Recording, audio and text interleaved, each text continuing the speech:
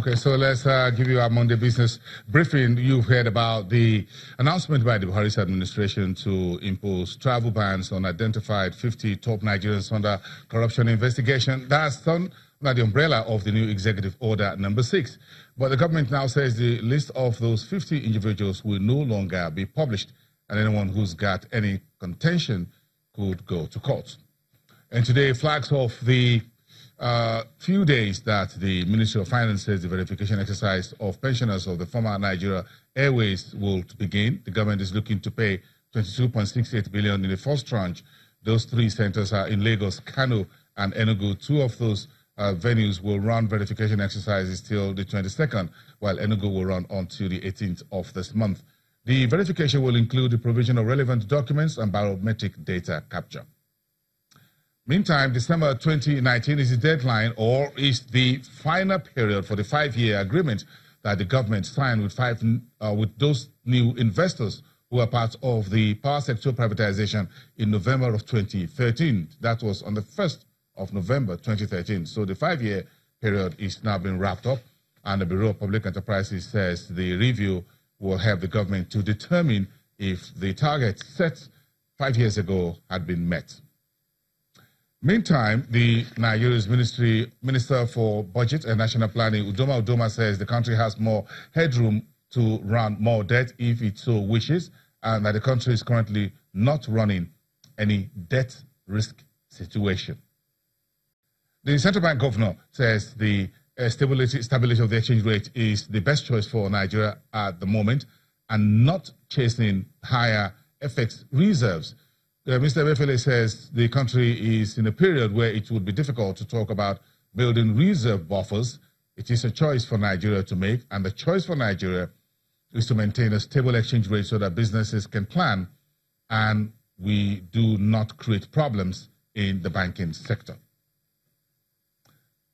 So we're going to have more of the borrowing plan domestically, as far as the debt office calendar is already out on the street, and those who are in the market already have that calendar. So let's chew a little bit on that with the outlook on the debt market for the 4th quarter. Let's go via Skype to FMDQ Exchange Place in downtown Lagos, where Buki Aregbesola is joining us, chief dealer with Access Bank.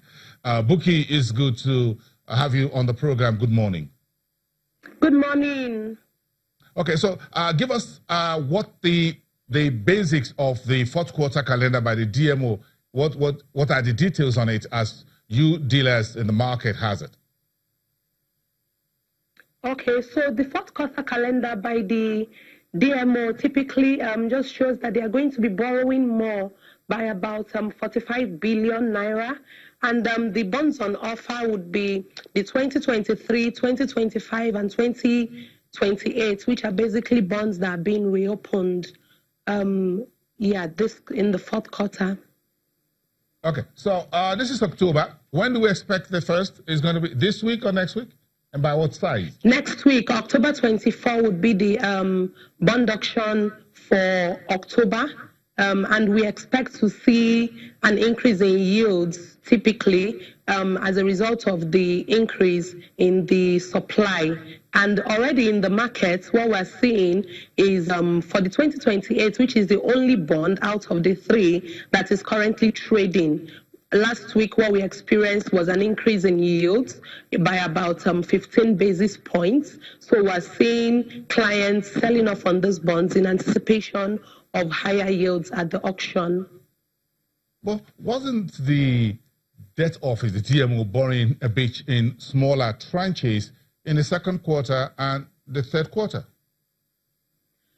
What we anticipate, or what we believe, is that for the 4th quarter, as a result of the upcoming elections and also the gap in the budget deficit of the federal government, there's a need for that increase to be able to block the budget deficit, to meet up with the federal government's needs.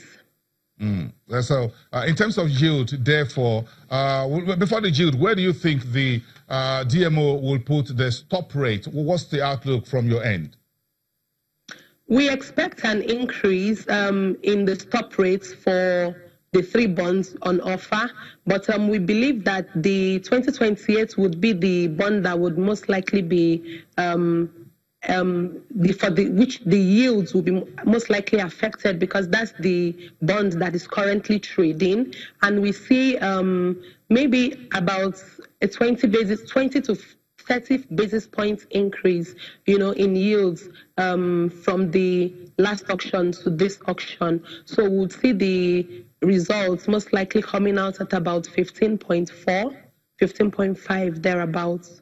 In layman's language, Aregbesola, what it means is that the DMO will be willing to top up in terms of what investors would want to get as return on those bonds at those auctions for this quarter. Yes. Yes, that's what and it the is. Reason, yeah, please go ahead. And the reason is because going to the last quarter of the year, we are seeing upcoming elections coming closer. We're also seeing the fact that there's going to be an MPC in December, of which we already have, news filtering into the market about an increase in the MPR, and then also the fact that we've been seeing a bit of an increase in inflation rates month on month. So all of these factors would definitely, speak to investors anticipating an increase in the yields for their funds. Okay, so for you folks at Access Bank, you and the rest of your team who are dealers and research analysts, what are those factors that you think would determine how investors chase the yield curve within this period till the end of the year? Okay, so we would look at inflation, which is the least. Because at the moment it's at 13.3. So even though we see an increase in the inflation rate for September, it may not necessarily be the most important factor. But then we also look at the MPR, which is already at 14%, but of which analysts are of the opinion that it will be increased at the next MPC. And this is most likely because of the U.S. Fed rates, which is already on the increase, on the rise, and then also the fact that the Nigerian Labour Congress is currently negotiating, a wage increase with the federal government, and this would definitely lead to an increase in money supply in the system. And all of these factors should make which are the parameters that the central bank typically looks at, before touching any of their indices as regards the MPC. So we see that all of these factors coming together and also the upcoming elections should result in an increase in yields.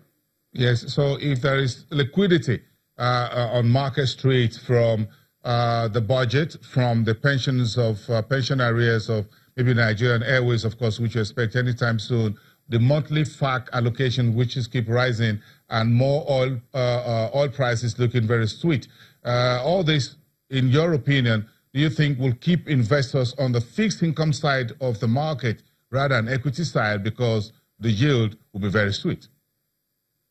The yields would definitely be attractive, and because we would also be seeing the money supply in the system would not last or stay for a long period of time, because what we usually experience when there's money supply in the system is that the central bank would come into the market to mop up these funds, as is their standard, based on the fact that they're currently running a contractionary monetary policy. So we'll definitely see these funds also leaving the system, through constant OMO auctions. So we do not expect that even though funds are coming into the market, that they would be, staying for a long period of time. Okay, so how do you see currency or exchange rate play at this particular period? Some folks believe, well, the fixed income market is good. I can play it because rates will be about as high as 15. But again, I'm not too sure what's going on. Should I be buying dollar for keeps? For the foreign currency markets, what we've been seeing week on week is a continuous depreciation in rates, particularly in the I and E markets, and also at the weekly auctions, the SMIS auctions, and the wholesale and retail auctions that the central bank conducts. So if you look at the trend, that even over the past 1 to 2 months, you would see a depreciation in the rates, and we expect this to continue because we are also seeing a continuous demand in rates. So by and large, what we are going to be seeing going forward is a convergence between all of the official rates, and possibly this would definitely also impact the parallel market rates. So yes, the CBN is of their objective basically is to keep the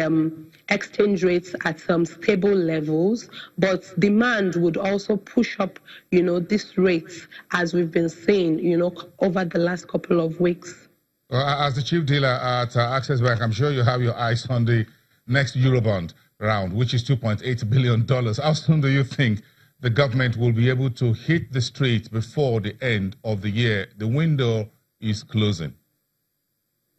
I think as soon as they have the approval, from the executives to, do this Eurobond, it's not going to take a long time. So we definitely see this coming into the market before the end of the year. At what rate do you think this should be coming through? We have a Eurobond at about 7%, thereabouts, those that are currently on the market. Well, what's your take on your reading of the global space, U.S. interest rate, U.S. 10-year yield heading towards 3%, 3.25%? Some folks are looking at it at that. So where do you think, how much do you think, at what rate do you think we would likely be able to raise this $2.8 billion?